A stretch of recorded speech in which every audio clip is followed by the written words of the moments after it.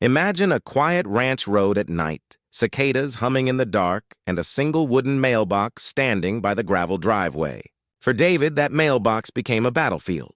Again and again, headlights appeared, tires screeched, and in the morning, splintered wood was scattered across the ditch. At first, he thought it was a coincidence. But the tire tracks were too neat, the timing too perfect, and the patrol SUV that always lingered nearby told a different story. This wasn't vandalism. It was targeted harassment, coming from the very HOA cops who claimed to protect the neighborhood. And David? He was about to fight back in a way they never saw coming. David Carter had spent his whole life chasing peace.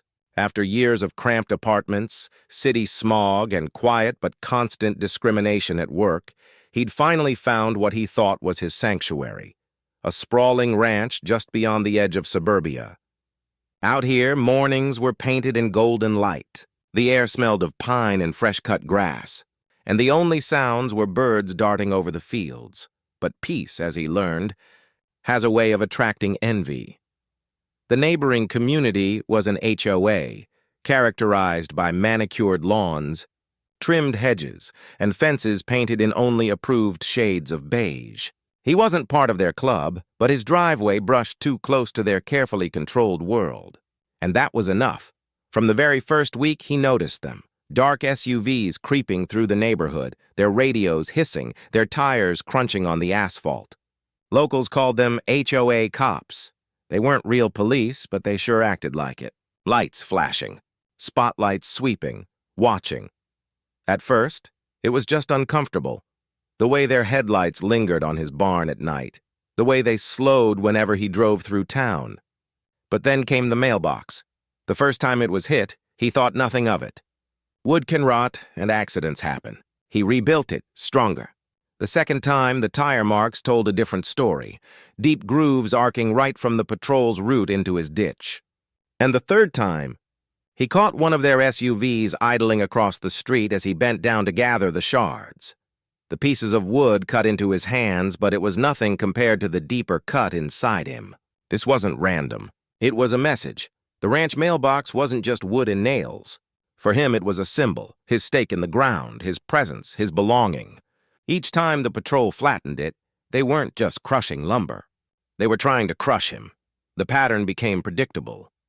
Nights grew quiet, the crickets' hum broken only by the low growl of an approaching SUV. Then, screeching tires, a crunch of impact, and the hollow echo of wood snapping apart. By morning, all that remained were jagged shards scattered in the dew. He filed reports. He called the sheriff. But without cameras or clear proof, the complaints vanished into silence. The HOA denied everything, insisting their patrol was community-minded, hinting maybe reckless kids were behind it. But David knew the truth. He could see it in their SUVs slowing during the day, circling like vultures, and it didn't stop with the mailbox. Packages vanished from his porch. Trash cans were tipped mysteriously overnight, and garbage was strewn across the dirt road. Even when he worked outside, cars slowed, drivers staring with eyes that seemed to ask, "Why are you here?" This wasn't random cruelty. It was isolation. Pressure designed to remind him that no matter how much land he bought, some believed he'd never belong. He rebuilt the mailbox many times. 6 times, 7 times, 8 times. Each version was stronger than before. Each one destroyed all the same. Every hammer strike into wood was an act of defiance, but every crunch of tires at night was a reminder of how fragile peace could be. The breaking point came one brittle autumn evening. The sky was streaked in fading red as he patched a section of fence. Then came the sound, an engine revving, the unmistakable rush of wheels tearing through gravel, and the splintering crack that echoed across the fields. He dropped everything and sprinted. By the time he reached the road, only twin beams of headlights were disappearing into the distance, swallowed by the HOA streets. The air reeked of rubber, and in the ditch lay what was left of his mailbox. Crushed, lifeless, almost mocking. His fists clenched, his chest tightened. He wasn't just angry, he was done. That night, under a pale moon, he made a decision. If they wanted to keep running over his mailbox, he'd give them one they couldn't destroy. He studied every law, every regulation. He wasn't going to cross the line, but he would bend it until it became his shield. His design was simple on the surface, almost charming, painted in farmhouse white. But inside it was steel and stone, a fortress rooted deep in concrete. By day, it looked like an ordinary mailbox. By night, it was a silent trap waiting in the shadows, and he knew they wouldn't be able to resist. The night was cold, stars sharp against a black sky. David sat near the window, a single lamp casting long shadows across the room. The house was still, but his pulse thrummed like a drum. He didn't need to wonder if they'd come. He knew. Just past midnight, the growl of tires rose in the distance. Headlights appeared, gliding down the road like twin predators' eyes. The SUV slowed at first, prowling. Then it accelerated. Gravel sprayed, the roar grew louder, and then, crash! The sound ripped through the night like thunder. But this time it wasn't wood snapping. It was steel groaning, glass shattering, and the screech of metal twisting against unyielding concrete. The SUV folded on impact, its hood crumpled like paper, airbags erupting in white clouds. The mailbox stood tall, untouched. He pushed open the door and stepped outside, boots crunching against frosted grass. Steam hissed from the wreck. The driver stumbled out, dazed, blood on his forehead clutching his arm. For the first time, the self-proclaimed enforcer looked powerless. Porch lights flickered on one by one. Curtains shifted. Neighbors emerged, whispering, eyes wide.